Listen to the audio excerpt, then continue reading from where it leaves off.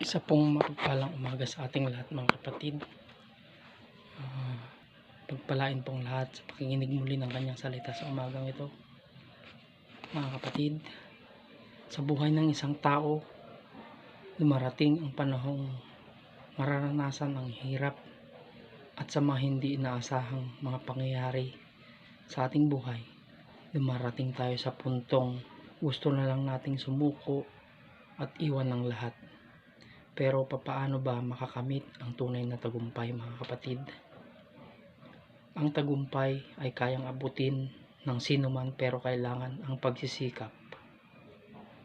Ayon sa banal na Biblia sa mga ngaral, chapter 5 verse 10, ang gahaman sa salapi ay walang kasiyahan, at ang sakim sa kayamanan ay hindi masisiyahan sa kaunting pakinabang. Ngunit ito man ay walang kabuluhan. Ang maluhong pamumuhay mga kapatid ay hindi garantiya ng totoong kasiyahan.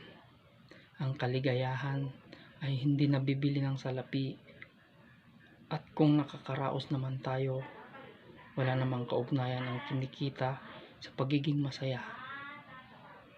Ang ambisyon at kayabangan ng isang tao ay hindi makakatulong sa atin na makamit ang tunay na tagumpay. Ang aral dito mga kapatid ay kung paano natin nagagawa ang ating mga tungkulin bilang isang mananampalataya. Kung masyadong mataas ang tingin natin sa ating mga sarili, mas malaki ang tsansa na tayo ay mabigo at hindi magtagumpay sa ating mga plano, sa ating mga buhay.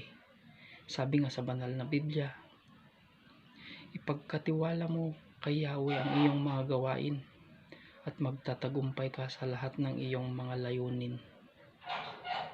So napakaliwanag po mga kapatid na ipagkatiwala po natin ang lahat sa ating Panginoon, dahil siya lamang ang may kakayahan na isakatuparan ang lahat ng ating mga minimiti sa buhay.